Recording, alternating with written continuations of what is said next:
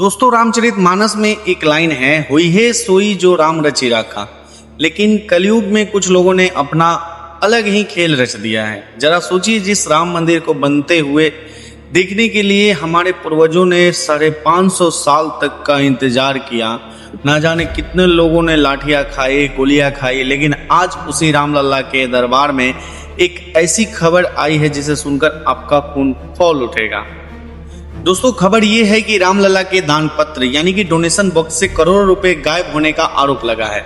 जी हाँ, सही सुना आपने। जिस मंदिर में लोग अपनी पाई पाई जोड़कर चढ़ावा चढ़ाते हैं, वहां कुछ लालची लोगों ने भगवान के पैसों पर ही डाका डाल दिया। आज की इस वीडियो में बिल्कुल आसान भाषा में समझेंगे कि आखिर ये करोड़ों का खेल हुआ कैसे। वीडियो को आखिर तक जरूर देखिएगा, क्योंकि सवाल सिर्फ पैसों का नहीं, हमारी और आपकी आस्था का भी है। अब कहानी शुरू होती है मंदिर परिसर में रखे उन 14 दान पात्रों से, जो हर रोज लाखों राम भक्त वहां आते हैं। कोई अपनी हैसियत के हिसाब से 10 रुपए डालता है, कोई 500 डालता है, तो कोई गरीब अपना पेट काट कर भगवान के लिए कुछ न कुछ जरूर चढ़ाता है। कई लोग तो सोने चांदी के गहने तक भी चढ़ाते हैं। दोस्तों, नियम यह है कि ये दान पत्र कर्मचारियों के सामने खुलते हैं, पैसे को गिना जाता है और फिर सीधे SBI बैंक में जाकर जमा कर दिया जाता है। लेकिन आरोप ये लग रहा है कि दान पत्र से लेकर बैंक तक के इस छोटे से रास्ते में ही सारा खेला हो गया। बताया जा रहा है कि पिछले कुछ महीने में करीब 5 से 10 करोड़ रुपए का घपला हुआ है। अब यार, सोचने वाली बात यह है कि कहते हैं कि डाइन भी 2-4 घर छोड़ देती है, लेकिन इन लोगों ने तो भगवान राम का घर भी नहीं छोड़ा। दोस्तों, अब आप सोचेंगे कि ये चोरी आखिर पकड़ी कैसे गई। तो देखिए, जब पाप का घड़ा भरता है तो छलक ही जाता है। यूपी सरकार ने इस मामले में 3 सदस्यों की SIT स्पेशल इन्वेस्टिगेशन टीम बैठा दी है और इस जांच में जो बातें निकल कर आ रही है वो सच में आपके होश उड़ा देगी। करीब 50 कर्मचारियों पर शक है और उनका भौकाल तो देखिए भैया। जो कर्मचारी वहां दान गिनने का काम करते थे, उनकी सैलरी भी महज 15 से 20 हजार रुपए, लेकिन आज उनके हाथों में चमचमाता iPhone 15 है।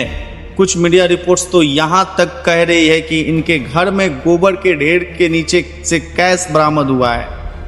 दोस्तों, इस अपराध में 2 नाम सबसे ज्यादा चर्चे में है। पहला नाम है टिन्नू यादव। ये भाई साहब आज से 28 साल पहले मंदिर ट्रस्ट के एक बड़े अधिकारी का ऑटो टेम्पू चलाते थे और आज इनके पास लखनऊ में 24 कमरों का हॉस्टल है, जिसमें बकायदा लिफ्ट भी लगी हुई है।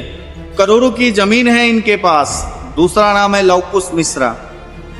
भगवान राम के बेटे का नाम लवकुश था और इन पे आरोप है कि अयोध्या में 40 लाख का प्लॉट खरीदा है और आईफोन लेकर घूम रहे हैं। भाई साहब, इस पूरी कहानी का सबसे बड़ा झोल सुनिए। जिस कमरे में करोड़ों का चढ़ावा गिना जाता था, वहां कोई CCTV कैमरा भी नहीं लगा हुआ था। जब पूछा गया कि भाई साहब कैमरा क्यों नहीं लगवाया, तो कुछ जिम्मेदार लोगों का जवाब था, अरे जब सब अपने ही लड़के हैं तो फिर इन पर शक क्या करना है। भाई मेरे, आप क्या कोई घर का किराना दुकान चला रहे थे क्या? गजब हाल है।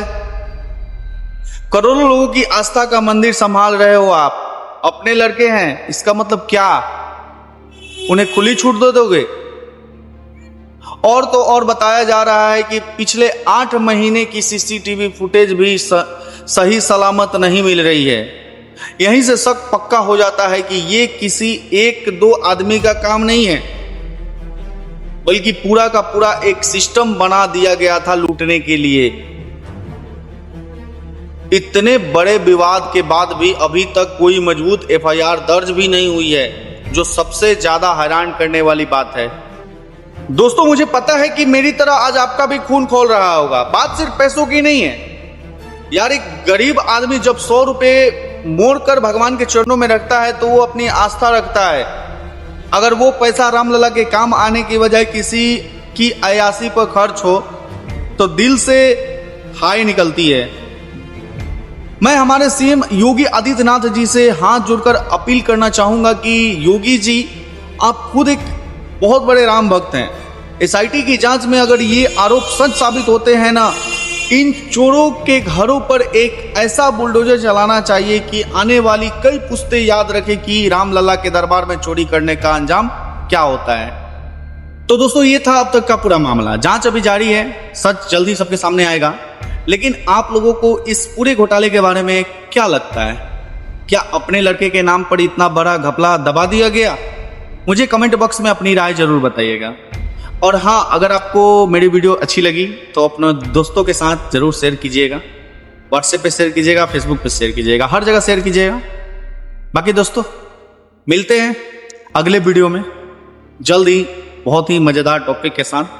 तो प्लीज़ हमारे चैनल को सब्सक्राइब और फॉलो जरूर कीजिएगा। तब तक के लिए जय श्री राम।